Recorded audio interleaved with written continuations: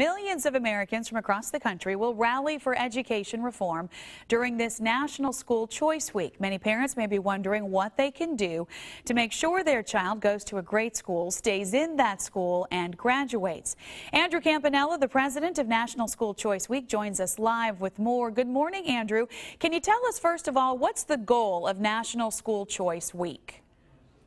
Well, Sarah, the goal of National School Choice Week is to shine a spotlight on the need to provide parents with real choices of where they send their kids to school. Parents should be able to choose from a robust menu of options: great public schools, magnet schools, public charter schools, private schools, online learning, and homeschooling. Now, that being said, we are on the Gulf Coast, Alabama, Florida. How are we doing in our area when it comes to making these options available for parents? Well, I'm a resident of Northwest Florida, the Panhandle, and I can say that Florida is doing a good job of educating kids at the highest level, providing choices to families. There are a ton of different options that Florida families have. In Alabama, unfortunately, not so much. Alabama needs to work extra hard now to provide parents with additional options: public charter schools, private school access, online academies, magnet schools. So Alabama is a little bit behind the curve when it comes to school choice and education reform in general. Now, when you put these options out there, is there proof that this actually works, that this actually helps with the performance and achievements of our kids?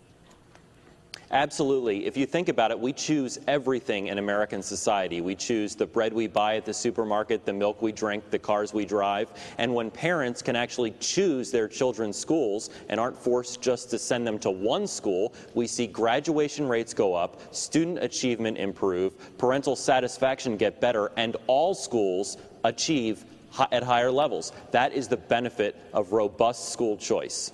Okay, but the opponents are going to say that this actually may hurt the public school system and hurt the systems that are in place, right? So what do you say to that?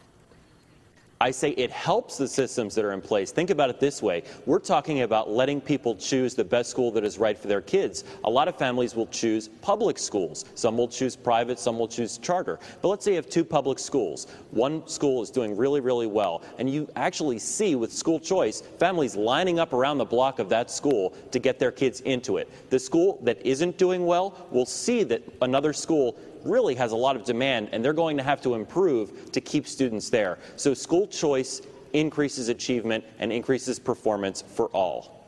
All right, well, other than lines around what is a good school, as a parent, how do you know what's a good school? How do you know, if you're picking and get to pick, what school is good for your child? Right.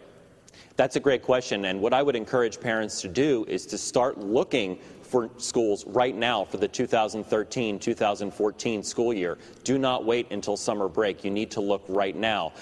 First thing you should do is make a list of your options. See what schools are out there. Then go visit schools. You actually have to go visit them, talk to principals, talk to administrators, talk to teachers. Find out if that school has a culture of success, of achievement, if they're working as hard as possible to get kids across the graduation line.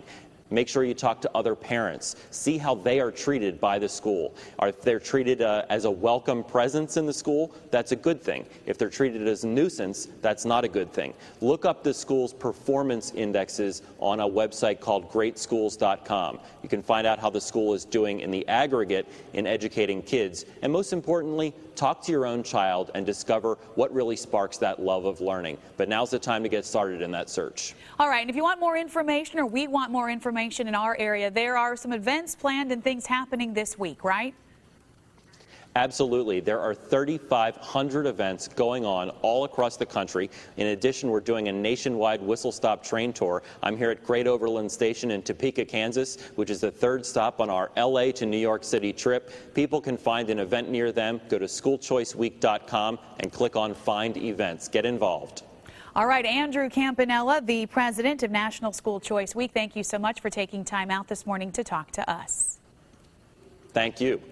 All right, we'll have more information for you on that on our website. You can go to fox10tv.com. And now at 5.